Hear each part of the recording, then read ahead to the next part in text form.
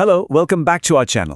क्या आप जानते हैं वो जो बिजली है ना, जो एक बटन दबाते ही हमारे घर को रोशन कर देती है, वो असल में हम तक पहुंचने के लिए एक बहुत ही लंबा और कह सकते हैं एक कॉम्प्लिकेटेड सफ़र तय करती है।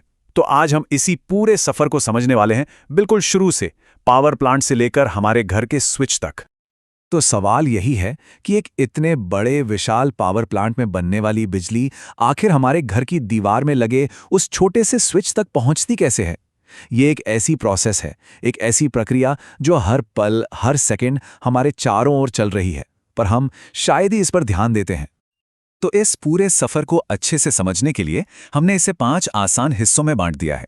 सबसे पहले देखेंगे कि बिजली पैदा कहाँ होती है, फिर उसका हाई वोल्टेज सुपर हाईवे वाला सफर, उसके बाद शहर का गेटवे, फिर घर तक का आखिरी सफर, और आखिर में हम स्विच को सेफ्टी के साथ कैसे फ्लिप कर पाते हैं वो समझेंगे।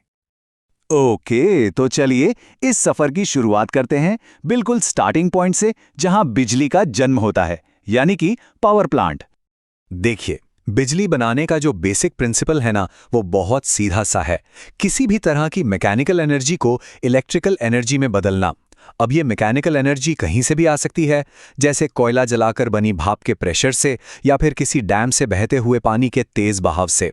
मकसद बस एक ही होता है, एक बहुत बड़ी टरबाइन को घुमाना, और ये टरबाइन जुड़ी होती है एक जेनरेटर से, और जैसे ही ये जेनरेटर घूमता है, बिजली पैदा हो जाती है। अब यहाँ जो बिजली पैदा होती है वो एक खास तरह की बिजली है जिसे कहते हैं 3 फेज ऑल्टरनेटिंग करंट या 3 फेज AC। अब सवाल यह है कि यही क्यों? वो इसलिए क्योंकि ट्रांसफार्मर की मदद से इसके वोल्टेज को कम या ज्यादा करना बहुत ही आसान होता है, और यही खूबी इसे लंबी दूरी तक भेजने के लिए एकदम परफेक्ट बनाती है, बहुत एफिशिएंट। साथ ही ये बड़ी बड़ी इंडस्ट्रीज के भारी भरकम लोड को भी आसानी से चला सकती है।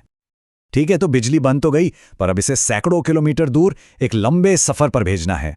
तो चलिए देखते हैं कि यह सफर होता कैसे है। आप सोचिए, इतनी लंबी दूरी तक बिजली भेजने में सबसे बड़ी चुनौती क्या होगी? वो है पावर लॉस।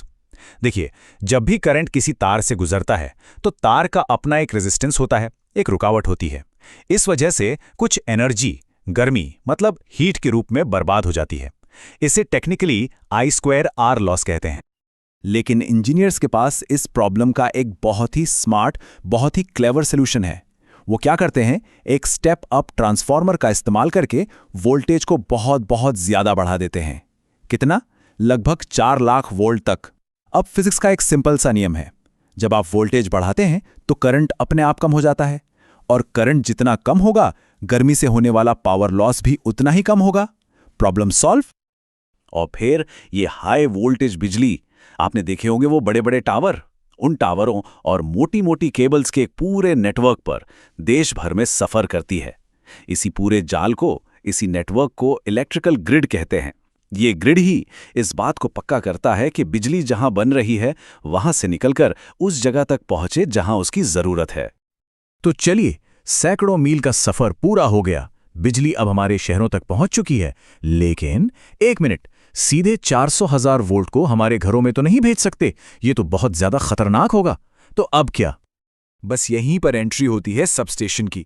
आप सबस्टेशन को शहर का एक तरह का गेटवे समझ सकते हैं, जहां इस सुपर हाई वोल्टेज को सेफ लेवल तक नीचे लाया जाता है। ये काम करते हैं बड़े बड़े स्टेप डाउन ट्रांसफॉर्मर्स, जो इस वोल्टेज को कई स्टेजेस में कम करते हैं, जैसे 400 केवी से पहले 132 केवी पर लाते हैं, और फिर उससे भी नीचे।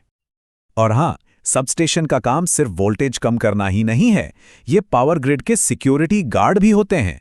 इनके अंदर सर्किट ब्रेकर्स, प्रोटेक्टिव रिलेज और आइसोलेटर्स जैसे बहुत जरूरी इक्विपमेंट लगे होते हैं। इनका काम यह है कि अगर कहीं कोई भी गड़बड़ या फॉल्ट हो तो ये फौरन बिजली के फ्लो को रोक देते हैं और पूरे सिस्टम को बड़े नुकसान से बचा लेते हैं।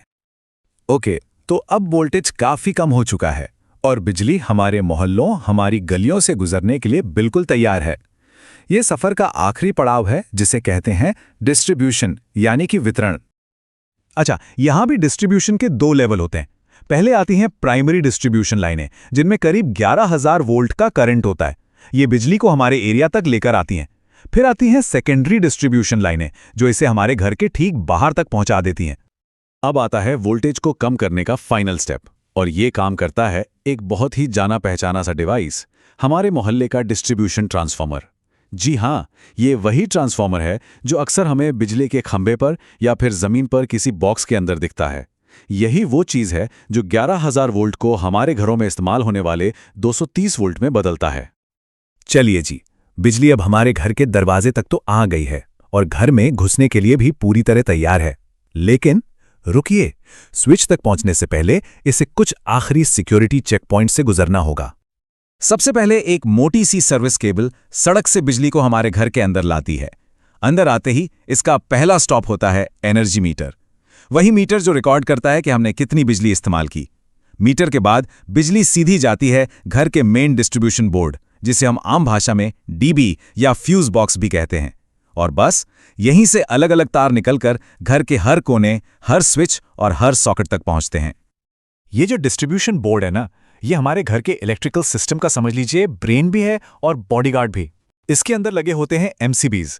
जब हम एक साथ बहुत सारे अप्लायंसेस चलाकर सर्किट को ओवरलोड कर देते हैं तो ये ट्रिप हो जाते हैं और बिजली काट देते हैं। और इससे भी जरूरी चीज होती है आरसीसीबी। ये हमें करंट लीक होने की वजह से लगने वाले जानलेवा बिजली के शॉक से बचाता है। ये एक लाइफ सेविंग डिवाइस है। तो जाहिर है कुछ जरूरी सेफ्टी रूल्स हैं जो हम सबको फॉलो करने चाहिए। घर की वायरिंग में कभी भी खुद से कोई छेड़छाड़ ना करें। हमेशा एक लाइसेंस्ड इलेक्ट्रिशियन को ही बुलाएं। कभी भी एक ही सॉकेट पर बहुत ज़्यादा हाई पावर वाले अप्लायंसेस लगाकर सर्किट को ओवरलोड ना करें। और हाँ, ये ज़रूर पक्का करें कि घर में प्रॉपर अर्थिंग या ग्राउंडिंग हो। तो एक बार फटाफट से पूरे सफर को रिवाइंड करते हैं। सबसे पहले जनरेशन, जहां बिजली बनी, फिर ट्रांसमिशन, जिसने उसे हाई वोल्टेज पर लंबी दूरी तक भेजा, फिर सबस्टेशन, जहां वोल्टेज को कम किया गया, उसके बाद डिस्ट्रीब्यूशन, जो उसे हमारे मोहल्ले तक लाया, और आखिर में हमारे घर का डिस्ट्रीब्यूशन बोर्ड, जो इसके सेफ इस्तेमाल को पक्का करता है। अगर ये वीडियो इन्फॉर्मेटिव और अच्छी लगी हो तो लाइक और शेयर करो, और ऐसी ही और वीडियो देखने के लिए चैनल को सब्सक्राइब करो। Thanks for watching.